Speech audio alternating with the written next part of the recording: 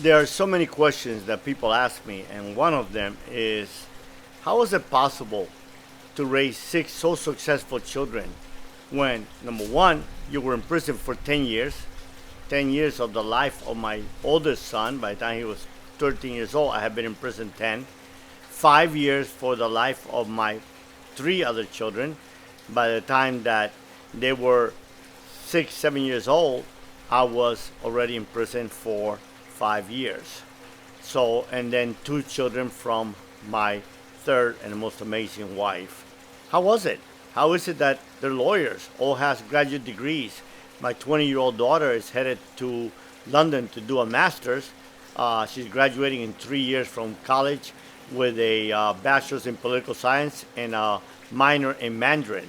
And she's headed to London to do her master's and then on to law school for human rights. So how did this happen? It didn't happen by coincidence.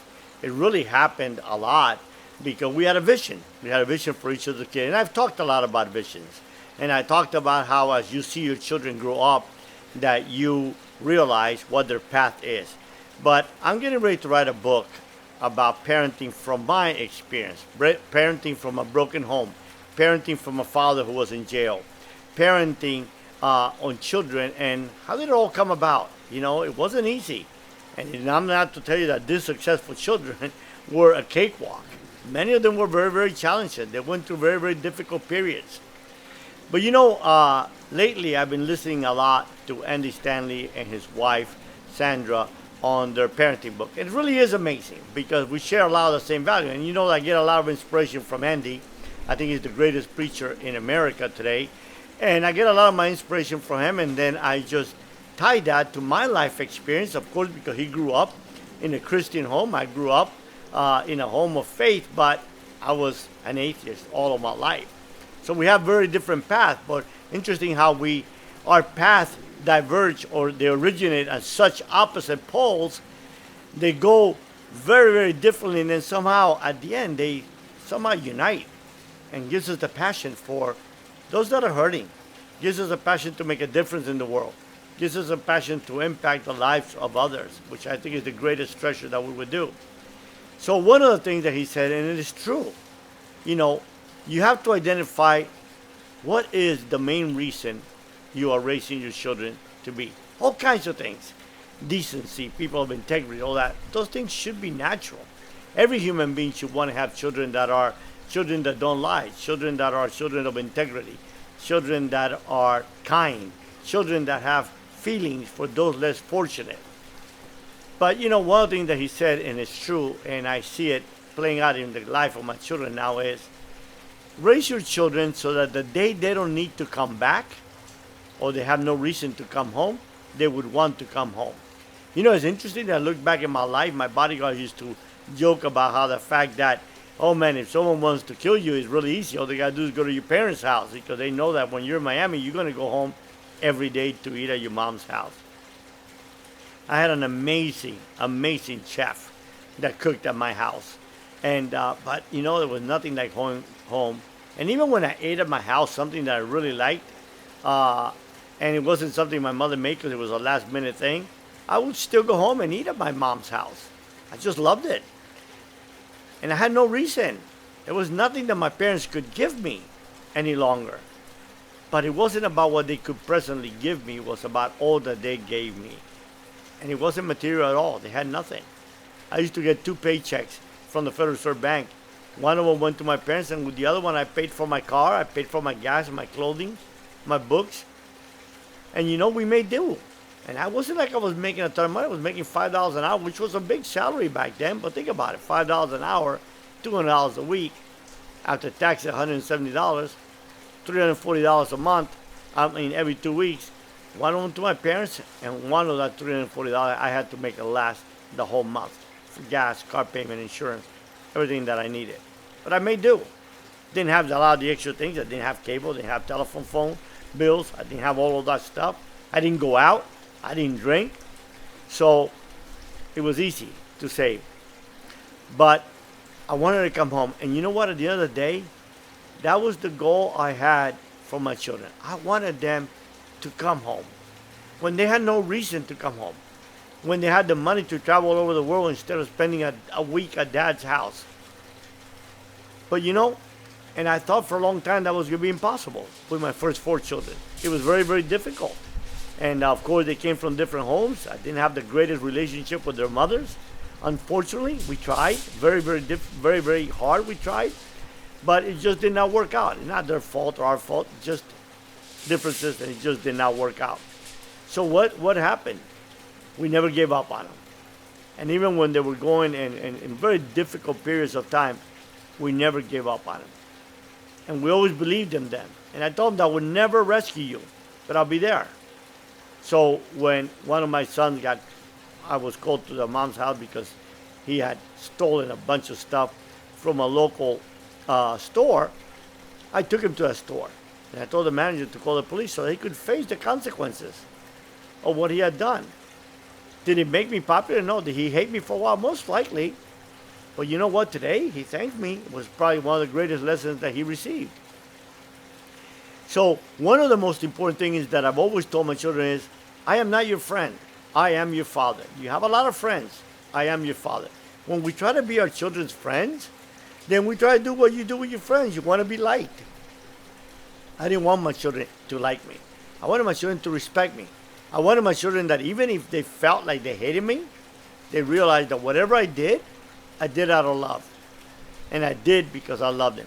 I'm not a great believer in hitting your children all the time, probably because of my experience in Panama, being beat half to death and realizing after a while that, corporal punishment doesn't hurt anymore.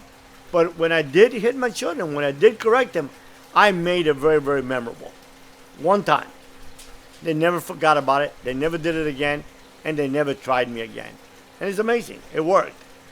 But even then, I would reinforce it with the fact that what I am doing is not out of hatred.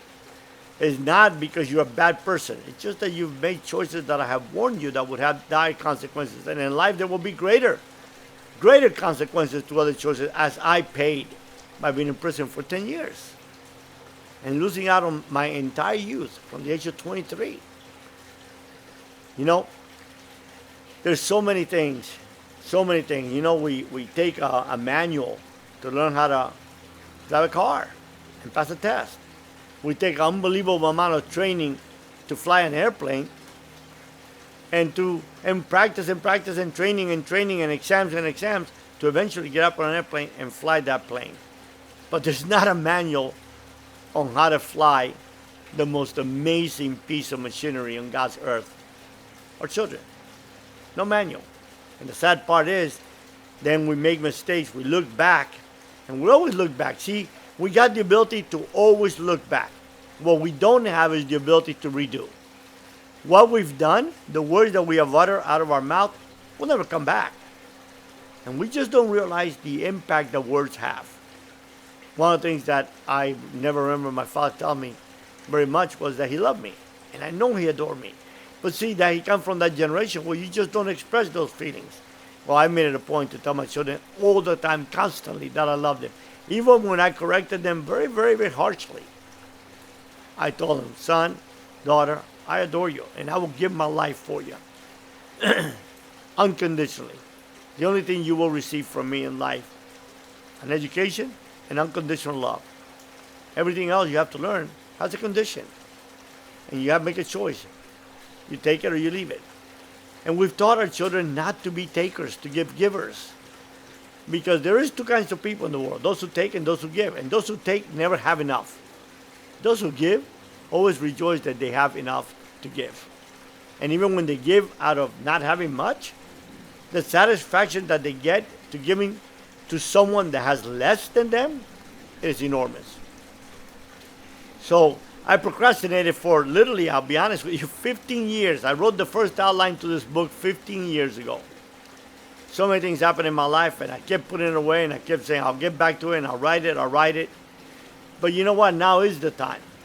Because right now, we finally decided we're going to make a documentary about my life.